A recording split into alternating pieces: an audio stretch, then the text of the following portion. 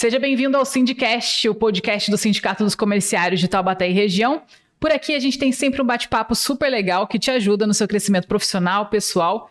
E hoje, neste episódio, a gente vai falar sobre 3 pilares importantes para o seu crescimento: autorresponsabilidade, autoconfiança e crescimento profissional. E para isso, a gente convidou Ângela Lopes, que é engenheira de produtividade, tem muita experiência nesse ramo que vai ajudar a gente, né, Ângela? Seja bem-vinda.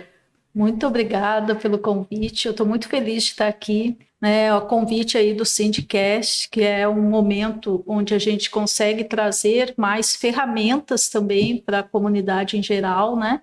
E eu parabenizo vocês por essa ação. Eu sei o quanto que falar sobre assuntos como esse faz diferença na vida das pessoas, e eu tenho visto o movimento de vocês aí nas redes muito positivo e certamente traz bastante contribuição para essa evolução, principalmente no mercado de trabalho, né? Bacana, a gente fica muito feliz com a sua presença. Bom, a gente fala de engenharia de produtividade, né? Conta pra gente um pouquinho da sua trajetória. Como que você se tornou uma engenheira de produtividade e o que significa isso, assim, separadamente, assim? Eu estudo processos há muito tempo, mas assim, quando desde criança eu queria entender como que as coisas funcionam, por que que as coisas são como são, e me interessei muito pela área de biologia, mas não cheguei a cursar biologia, fui para as áreas de academia de administração, gestão, desenvolvimento, até chegar em processos que é onde eu compreendi por que essa intensidade de querer entender tinha tão grande nisso.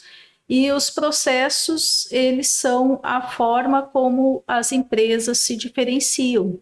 E as pessoas também. Como hoje a gente vai falar muito mais em relação ao ser humano individual, tudo é processo. Se a gente observa a natureza, ela traz inúmeras o tempo todo, formas da gente compreender por que as coisas são como são, né?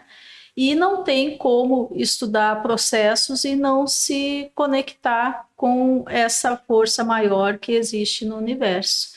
E nesse caminho eu fui fazendo vários cursos, formações em gestão de projetos, a engenharia de processos, que daí foi na UFRJ, na Politécnica, era um curso na época voltado para os engenheiros da Petrobras, assim como o ITA aqui com a aeroespacial, era esse curso da UFRJ para a Petrobras, né?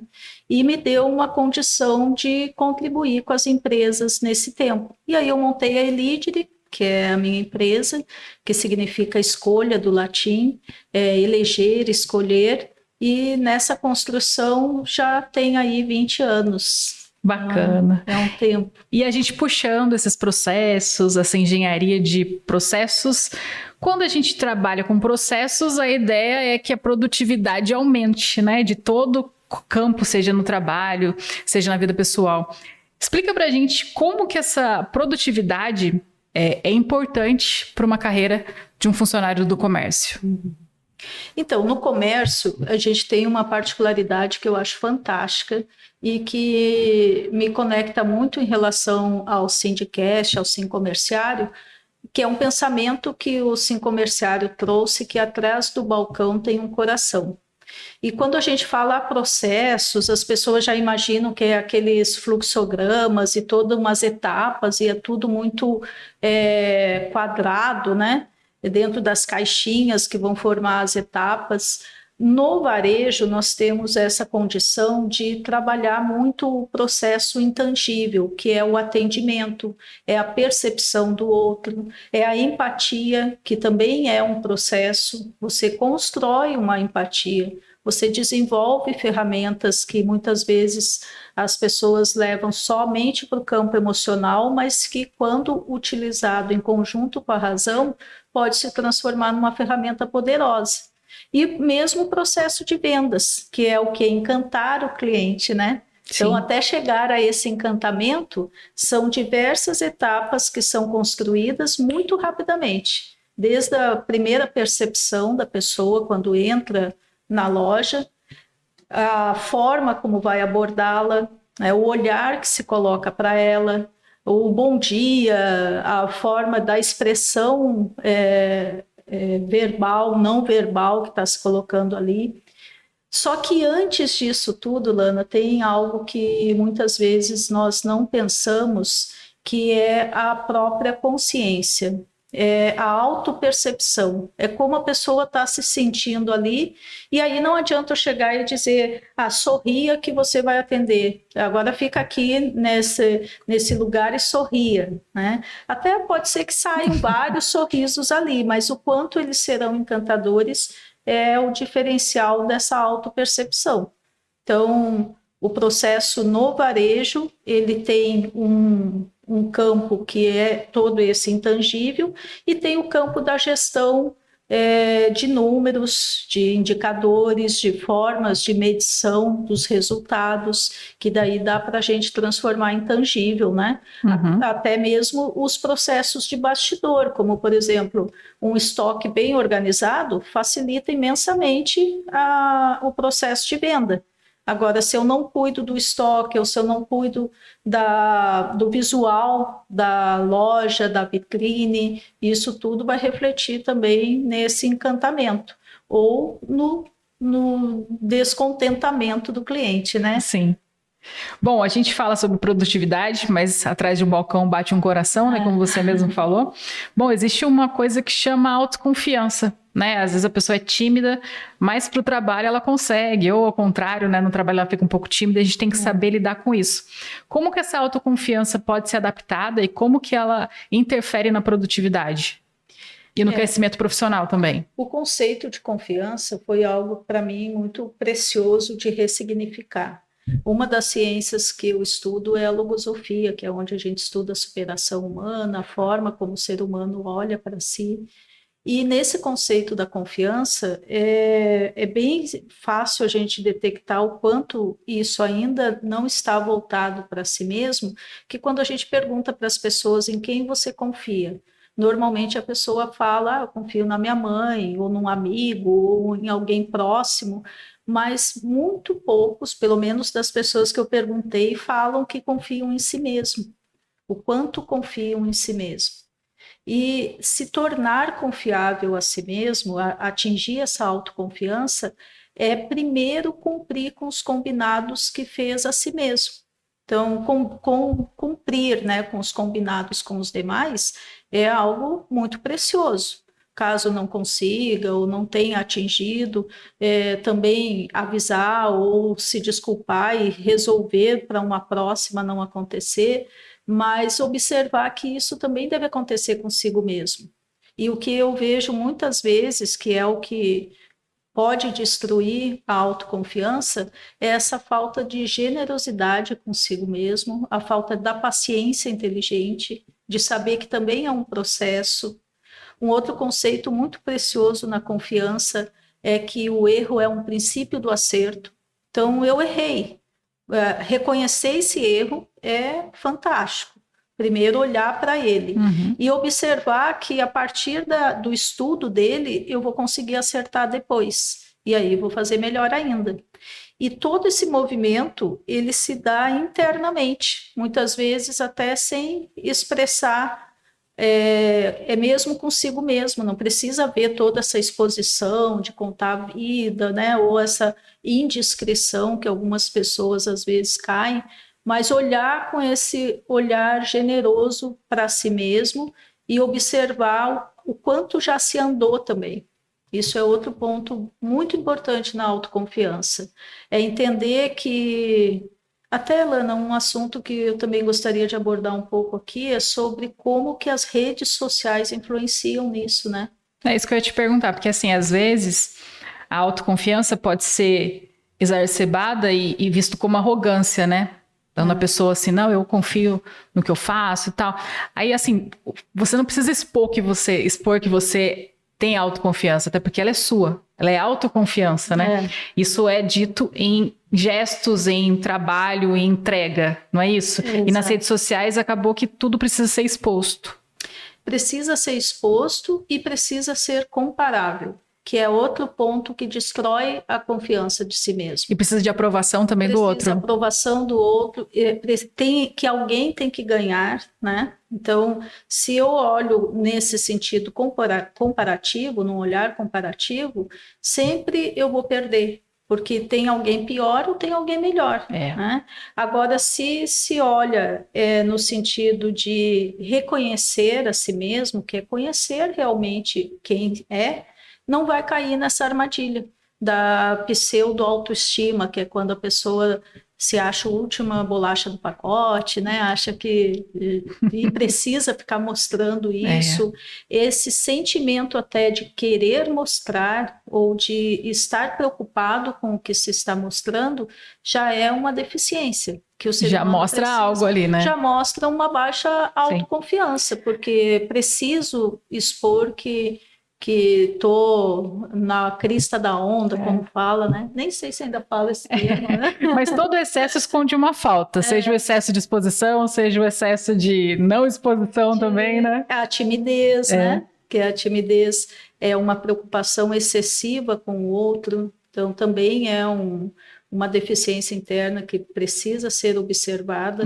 Às vezes a pessoa deixa de expor aquilo que ela sabe e age até com um certo egoísmo, porque ninguém dá o que não tem, por mais generoso que seja. E se a pessoa também guarda para si aquilo que é precioso e que pode contribuir com o outro, também não está sendo generoso, né?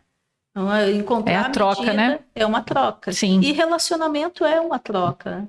O varejo, ele é o campo onde mais a gente consegue exercitar essa troca com os colegas. Muito raramente a gente vê o varejo sem colegas, né? Uma pessoa só no varejo.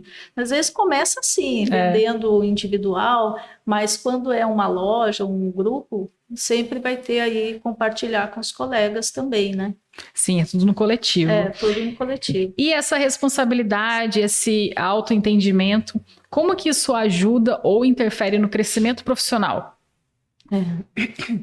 Assim, conforme vai se construindo esse espiral de conhecer, de ter mais consciência do que se tem, a pessoa também, ao mesmo tempo, vai adquirindo mais responsabilidade. Quem tem mais, oferece mais, né? E aí, isso, de certa forma, é natural. A pessoa vai conhecer mais, ela vai perceber que ela já sabe aquilo e a responsabilidade aumenta para ela. Mas tem a autorresponsabilidade, que é também não culpar o outro. E isso dentro do mercado de trabalho, todas as relações é essencial, mas aqui a gente está focando muito no ponto profissional, a pessoa entender que o sucesso dela depende dela, fortalece muito mais o caminho que ela vai traçar do que ela ficar culpando alguém, ou muitas vezes é o governo, é o chefe, ou os pais, né? Tá chovendo. Ou tá fazendo sol demais, tá um calor. Então, sempre existe algum fator externo.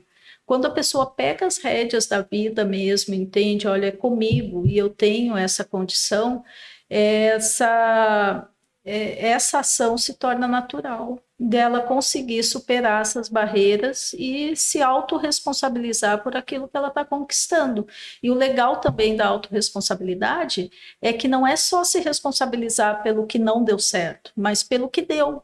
Olha onde você já caminhou, olha o que traçou, olha os desafios que já venceu para chegar onde está. E essa responsabilidade vai carregando o pote de energia. Eu imagino como se fosse um pote mesmo, e a pessoa vai acrescentando mais virtudes, mais momentos felizes, e isso vai ampliando essa condição. E quando se está com o pote cheio, não tem esse pensamento de sobreviver, né? Vai viver, porque a vida é ampla. Eu acho que, assim, autorresponsabilidade a pessoa não pode confundir, de repente, com responsabilidades demais, porque a gente está falando de autorresponsabilidade, né? Eu vou dar mais uma coisa para fazer. É natural, como você mesmo disse. Se eu entrego, poxa, eu posso entregar mais. A pessoa, o próprio gestor percebe isso. Então, se você está entregando, vou te cobrar mais, mas é para o seu próprio bem, né? Porque ele percebe um potencial ali. Tem uma condição que não é só no varejo, mas nos negócios em geral, que é você oferecer mais do que você ganha. Ganhar mesmo, eu entendo que a gente não ganha dinheiro, a gente faz. E a gente vende algo que a gente sabe, ou a nossa força, a nossa inteligência, né? A condição ampliada que se desenvolveu ali daquilo que sabe. E o trabalho em si, ele é essa construção desse processo. Então, quanto mais eu exercito, o ser humano é mais, seja do que for, melhor eu vou ficar. E nessa habilidade vai desenvolver mais rápido. Então, a velocidade, a pessoa que faz mais lento, ela tem um valor. A pessoa que faz mais rápido, ela tem outro valor. A pessoa que sabe usar as ferramentas que tem à disposição, ainda mais nesse mundo que nós estamos agora com tantas ferramentas, ela vai ter também mais condições de desenvolver e fazer mais dinheiro. Então, essa questão do crescimento profissional está muito atrelado a se responsabilizar pelo que tem, né? Que une isso bem que você falou, não é ter mais responsabilidades. E trabalhar muito não significa trabalhar bem. E tem gente que tem que trabalhar com muito eficiência, né? Com eficiência. E uma eficiência que evolua, que vai deixando melhor depois, né? Porque as coisas também vão ficando ultrapassadas, os processos se tornam ultrapassados. Eu vi, Lana, uma situação muito interessante, assim, eu e todos nós vivemos isso com a pandemia e como que foi o varejo aqui mesmo, Taubaté, né? As lojas fecharam e não tinham a condição do WhatsApp. O WhatsApp existia, mas para eles não, porque as pessoas não tinham o conhecimento dessa ferramenta. E ali desenvolveram. E eu recordo que eu passei na frente de uma loja e tinham colado os cartões de visita lá. E aí quem quisesse, a loja estava fechada, pegava o cartão e ligava. E aí tinha alguém lá atendendo no começo, né? Mas vê que uma mudança de comportamento tecnológico altera a forma como as pessoas se relacionam com o processo. E hoje, o que tem de mais comum é as pessoas comprarem na internet. Então, qual o futuro do trabalho? E o que muda? Será que vai ter menos trabalho por causa disso? Eu entendo que vai ter muito trabalho e sempre terá, porque o ser humano é insuperável na sua inteligência, na sua forma de evoluir, né? Insuperável com exceção de Deus, né? Claro. Mas aí é outro assunto. Mas em relação à questão máquina e ser humano, o ser humano é maior. E isso está no interno mesmo. São os recursos humanos internos que todos nós temos e a gente precisa exercitar, né? Falando um pouquinho sobre o ser humano, que às vezes ele está bem, às vezes ele não está bem, então tem autoestima também em jogo ali, né? Como que isso interfere, né, com os desafios do dia a dia lá no ambiente de trabalho? Né? Porque às vezes você consegue entregar 100%, às vezes você entrega 50%, sofrendo porque não entregou os outros 50%. Tem algo que tem machucado muito essas novas gerações, que é a ilusão da felicidade constante. Então, as pessoas vendem muito bem isso, principalmente nas redes sociais, que se você estiver bem, está ótimo e você tem que estar bem o tempo todo, né?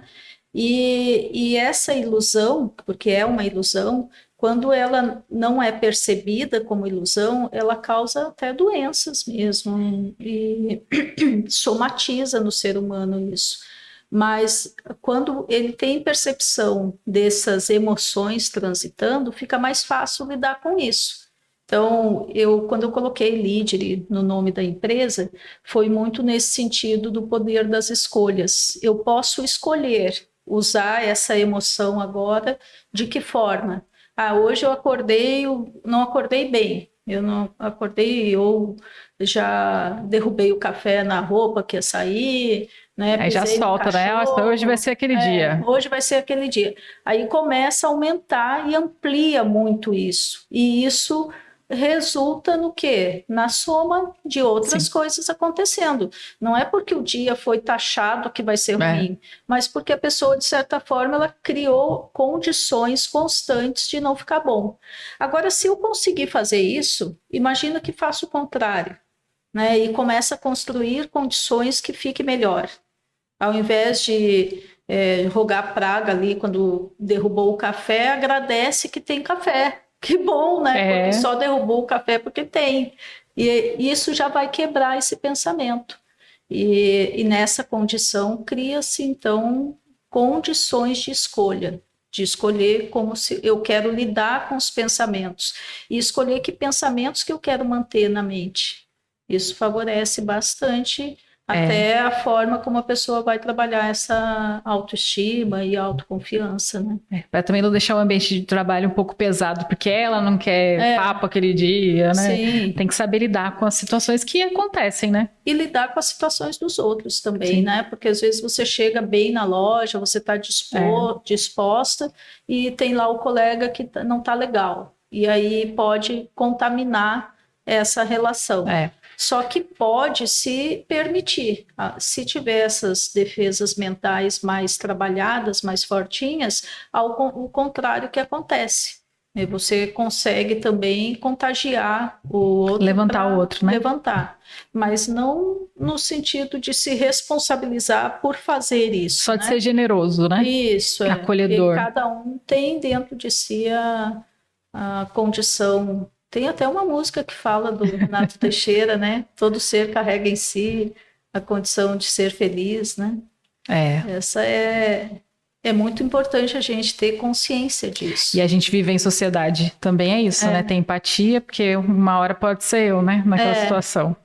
E respeitar também a situação do outro. Em alguns momentos eu observo as pessoas um pouco perdidas nisso, até mesmo fazer cumprir um momento de luto, um momento de uma perda, não só de perdas de familiares, mas eu tive algo que deu muito errado. É natural que fique triste, respeita esse momento de estar triste, mas quanto tempo isso vai durar? Você colocar esse limite também, né? Também observar isso, né? Para não ficar alimentando ali algo que vai se transformando num monstro e aí fica difícil. Depois você perde o controle. Bom, a gente sabe que no ambiente de trabalho tem questão de meta, trabalho em equipe. Como é que você vê, falando de processos, essa produtividade individual e a produtividade coletiva? Eu gosto muito do conceito dos processos justamente por isso, porque o processo dá a condição da pessoa não levar para o pessoal. Nós falamos bastante agora de ferramentas internas, individuais, e quando a gente fala de trabalho numa empresa, numa estrutura, nós desenhamos os procedimentos. Então, as etapas têm que ser essas. Se algo aconteceu inadequado, errado, foi uma não conformidade. É não conforme em relação a quê? Ao processo, não é em relação ao indivíduo. Por isso não adianta a gente ficar buscando culpado.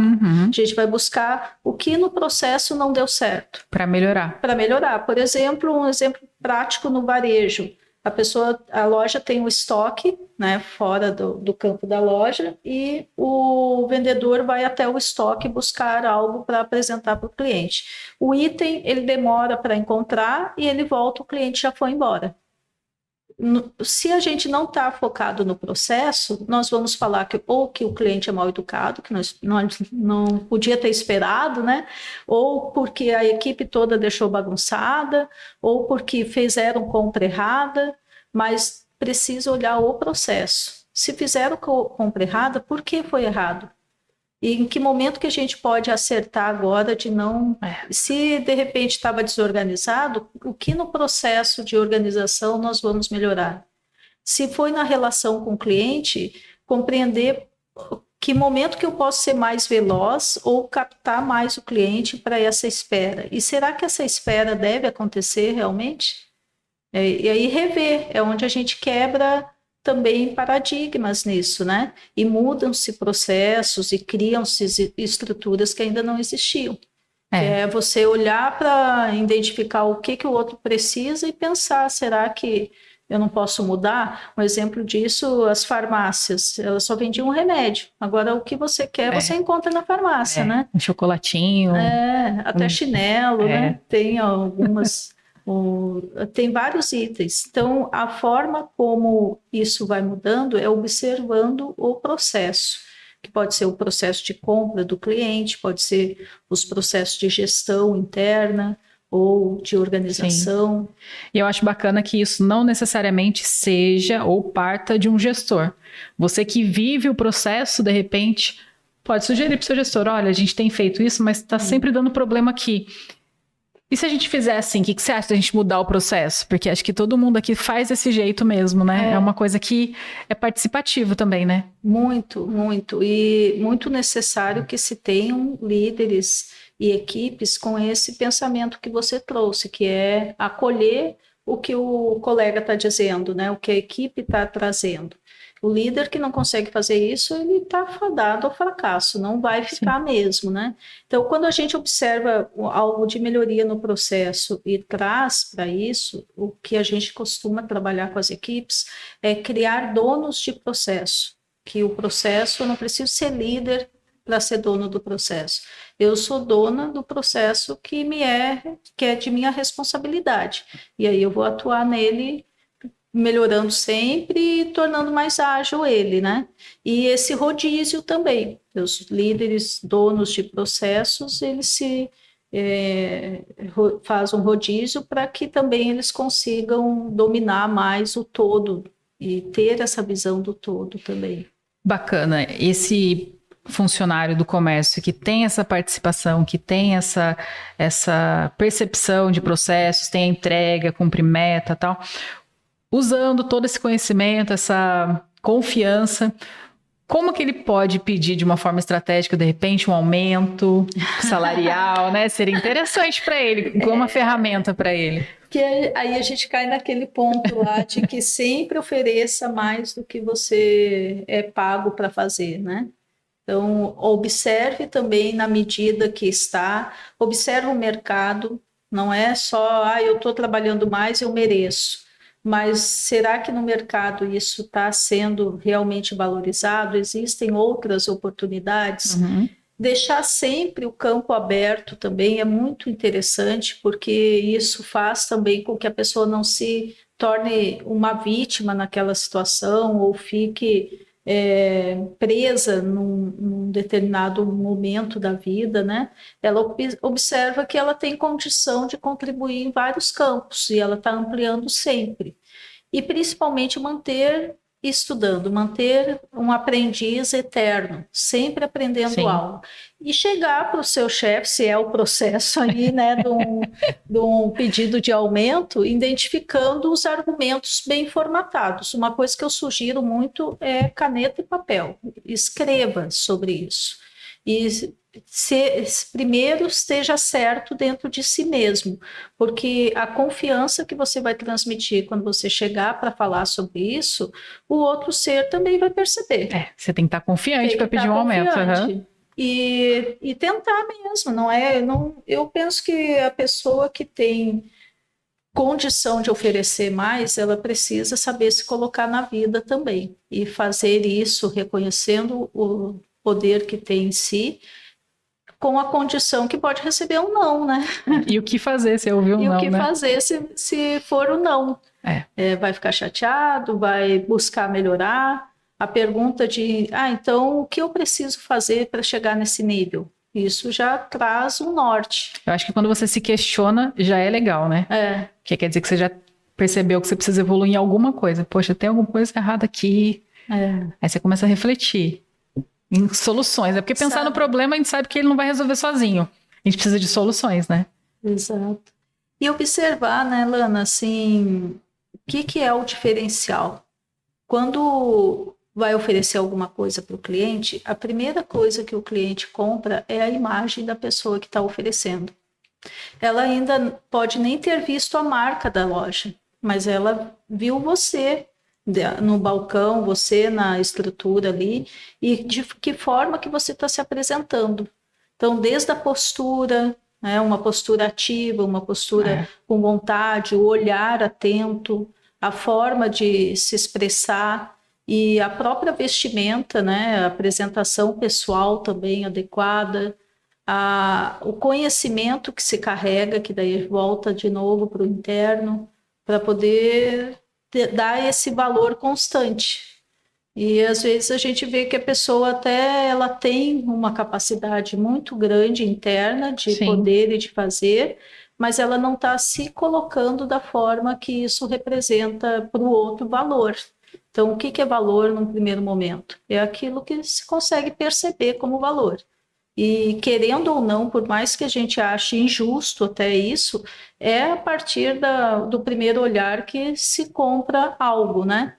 Isso conta muito. É interessante destacar também que, assim, as pessoas falam assim, mas eu sou a imagem da empresa. Sim, você é a imagem da empresa, mas você também é sua autoimagem. Então, além de você ser a imagem da empresa, que tipo de impressão que você quer destacar também, né? Nisso eu já queria puxar para a gente poder encerrar.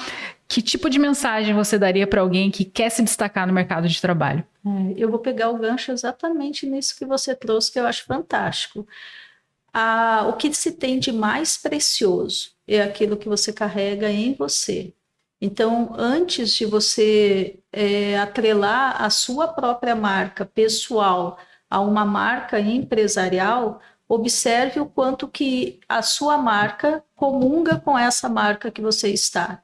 E quando isso não tem a coerência, quando não está, busque aquilo que estiver.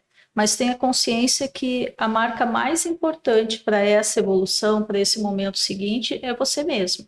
Você é o seu primeiro cliente. Então, ter um tempo para cuidar de você é essencial e cuidar integralmente, como nós falamos hoje muito da mente, mas cuidar do corpo também, cuidar da saúde, da alimentação, o sono, o exercício, as amizades, né? Quem você tem ao redor, o que você está mostrando nas redes sociais conta muito sobre quem você é. Então, observa se aquilo condiz com a imagem que você quer transmitir. Mas, primeiro, tenha, sim, essa certeza de confiar em você, né? De se tornar cada vez mais confiável você mesmo. Obrigado, Lana, pelo convite, pelo bate-papo aí. Eu estou à disposição também em outros temas que a gente possa trazer aqui. É muito gostoso estar num momento desse do mundo, né? Sim. E poder falar sobre assuntos tão pertinentes a essa evolução aí. Obrigada. A gente agradece, muito gostoso esse bate-papo, essa troca. E lembre-se, o primeiro passo para o seu crescimento profissional é acreditar no seu potencial.